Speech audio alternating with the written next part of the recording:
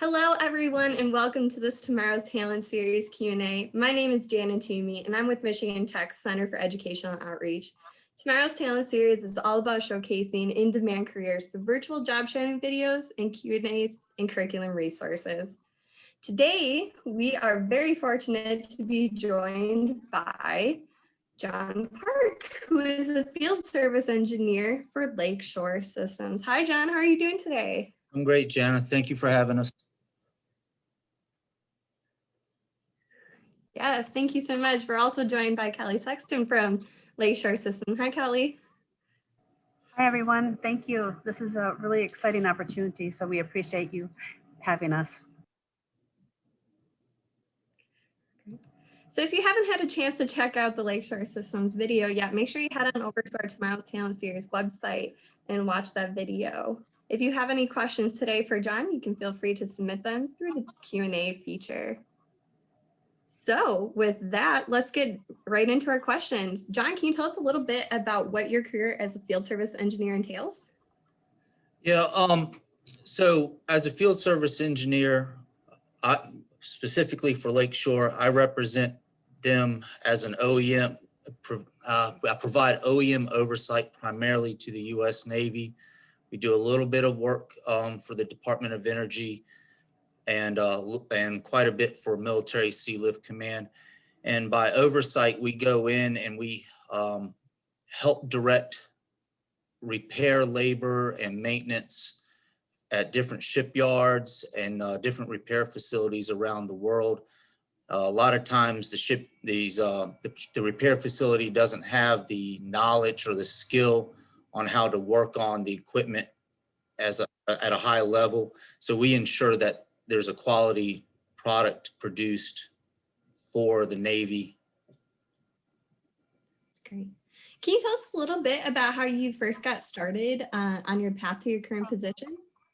I spent approximately 16 years doing aircraft launch and recovery support work for Northrop Grumman in a similar type of position as what I do now. I started out as an apprentice. I did a 4-year apprenticeship as an outside machinist. And then I was recruited for an additional 3 years as an engineering designer. And during that time, I worked myself up to a senior designer for Northrop Grumman. And I was the lead for jet blast deflectors and landing signal officer platform on aircraft carriers. Past that, now I've been with Lakeshore almost 11 years July 4th. And I was recruited by an old boss of mine that I worked for at Northrop Grumman. And that's how I came to Lakeshore as a field service engineer. Do you think that your path is pretty common, starting with an apprenticeship? Are there other paths into this kind of position? Oh, wow. So people find this job in a lot of different ways, but one thing seems to be consistent. Everybody is recruited. Now, everybody has a different background. We have a lot of, say, retired. We find a lot of people retired military, usually retired Navy, because we're primarily Navy contractors, Navy machinery. But primarily, we're recruited. It's a lot of word of mouth. So a lot of the people that have come over from me, like from my recruiting, have been people that I've worked with, say, on prior jobs. Like I've been out on a ship, we've been repairing a crane, or we've been working on a stern ramp, or whatever the type of machinery is. And I said, oh, this person has some talent. They seem to really understand multiple types of systems. They're not just mechanical centric or electrically centric. They seem to have a real macro level understanding of how machinery and how things work in general. And I'll usually give them my card, but a lot of people have had some kind of either trade school. They've gone to an engineering school, and that formal training has been coupled with experience out on the deck plates. So a lot of times people come to us, they've already have 10 to 15 years of experience in something similar prior to coming here. Wow. So what are some of the aspects of this field that made you want to pursue a career in it? Uh, I didn't pursue it. I was recruited, and like I said, a lot of us are recruited.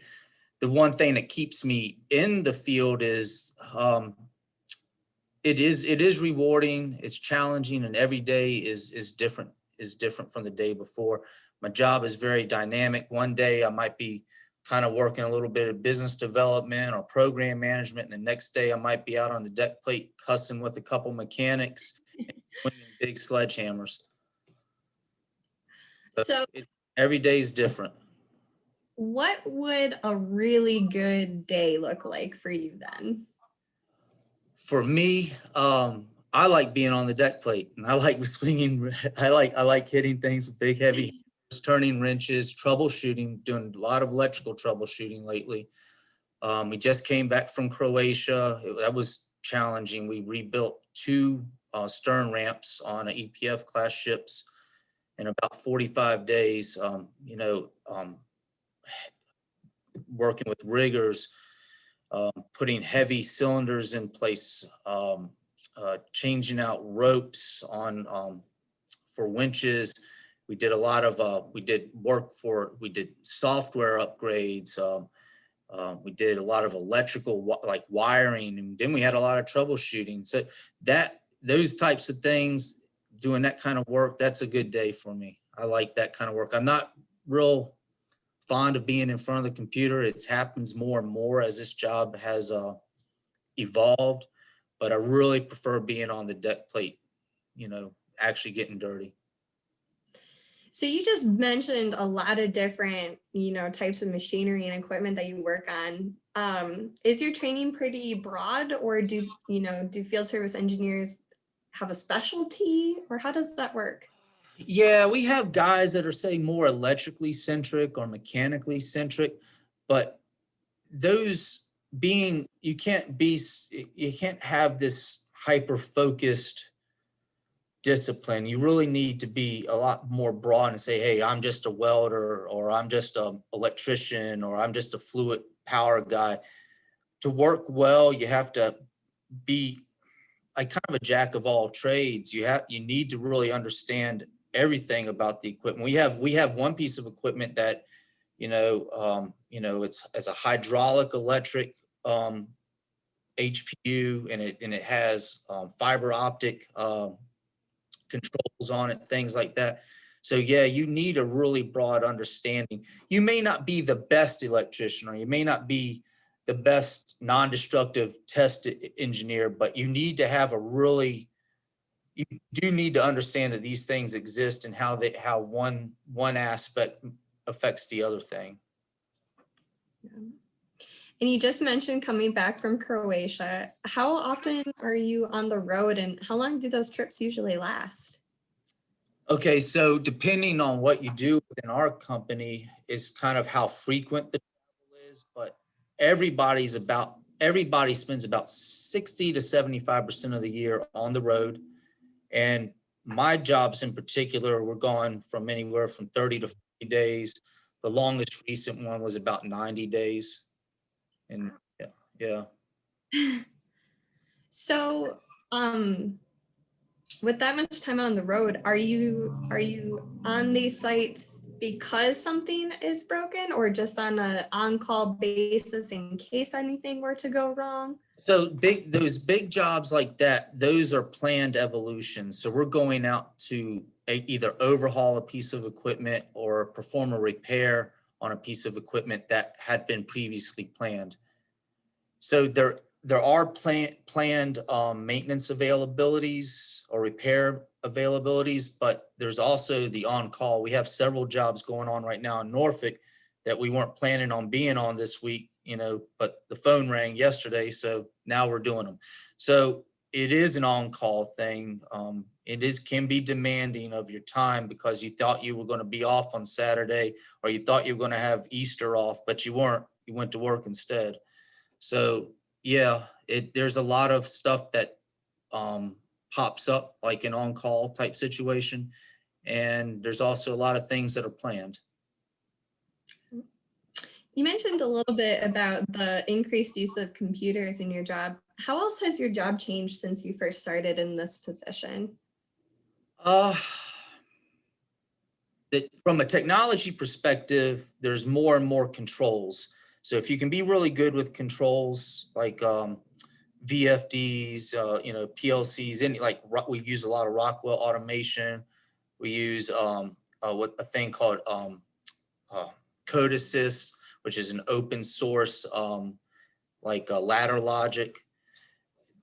Those types of things are coming more and more prevalent, but also as time goes on from just an organization of the work, the people that we're directing are less and less skilled, and our customer, primarily the Navy, is relying more and more on field service engineers to direct the work, and they're putting a lot of the liability on the finished product as well. A lot of our contracts will say ultimately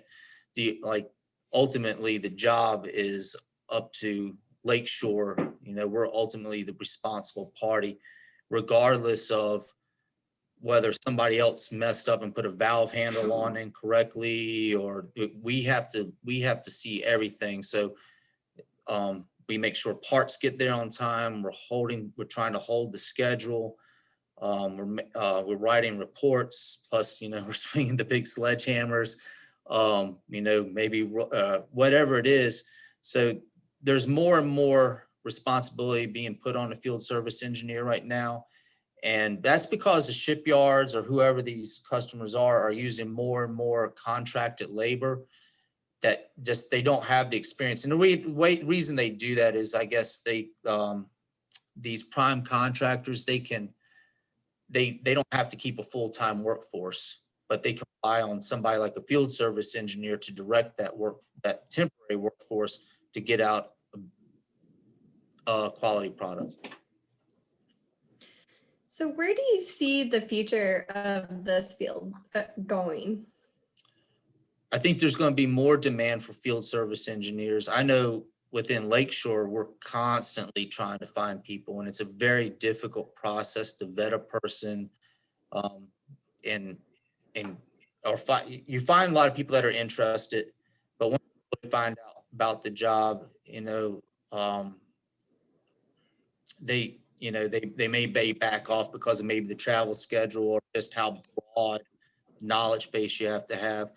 But there's going to be more demand for field service engineers because the prime contractors don't want as much of the technical liability. So they want to be able to put it back on the OEM. And also, like I said, about the labor issues, they want to have less full-time employees because, of course, that means less cost to their business. And when they have less full-time employees, they have less specialized employees. So you're constantly having to explain technical aspects or kind of spoon feed information to these people. So there's going to be more demand for field service. In the future, what are some new responsibilities or that you could take on, or new positions that you can move into? Well, as a field service guy, you always are going to touch on these things, but you could become more like a program manager, field service manager, of course, kind of helping guys that are already out there on the road, scheduling them and stuff like that.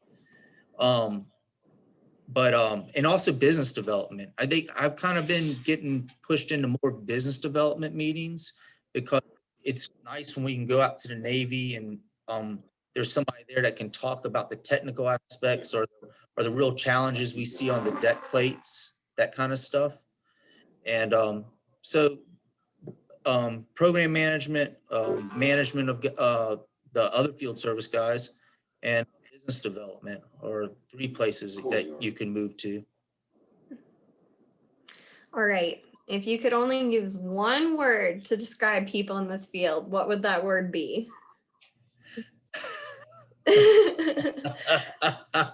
They're laughing at me. I'll say diverse. I wanted to say salty, but I'll say diverse. And this reason I say that, circling back, no one comes into this position from the same place, right? Mhm. Everybody comes from a different background. We've got people that were warranty engineers for another company. We got retired senior chiefs that did aviation ground support equipment. We've got guys that were have a real heavy background on hydraulics. So, and I don't know everything. My coworkers on everything. So we all have to kind of rely on each other's like kind of knowledge. And we all have like really diverse backgrounds as far as schooling, our experiences as far as like machines that we've worked on, or even just some people just know how to handle the customer better. Handling the Navy is a really unique process. They have so many standard items and how you have to talk to them and how you have to do your reports. And some of us are better than others. So yeah, diverse is probably going to be the word. That's a good choice there.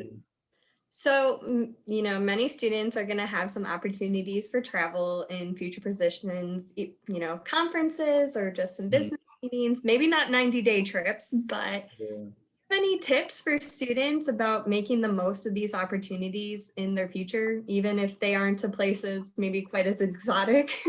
Yeah, I think if you want to make the most of those opportunities, learn some of the local customs before you go. That's going to open up opportunities for you. If you are going to a foreign country, learn some of the local language, like please, thank you, good morning, good afternoon, just some of the pleasantries. Just speaking a little bit of the language, learning local customs, even if it's just going to San Diego or whatever, that's going to help open some doors, and people are going to invite you in. They're going to teach you some things, and you got to just be open-minded. Nothing in this field goes as expected. So every day is, like I said, it's different. You can expect a job to go really smoothly, and that's going to be the one that doesn't. That's great. Do you have any other advice for students who might be interested in getting into field service engineering? Yeah, I think the thing to do is maybe try to go in, get a really good broad understanding. Don't pigeonhole yourself into just saying I'm a just of this person or I'm a just of that person, because out here sometimes there's no one on the other end of the phone. There's no one to call, and you have to be your own MacGyver, So if the broader that you can make your interest in your knowledge, just know that all machines are the same. If something pushes that way, this thing's going to push that way. Hydraulics are the same as electricity. So don't be intimidated by one thing over the other. Great advice. Is there anything else you'd like students to know about this field that we haven't discussed yet? No, I think we got it. Awesome. All right. Well, thank you so much for being with us today. I really appreciate your time. I also want to thank you to our other Tomorrow's Talent Series partners, the MySTEM Network, Upper Peninsula Michigan Works, Bay College, Gogebic Community College, and our CTE directors. It's been an absolute pleasure talking with you today, John. All right. Thank you.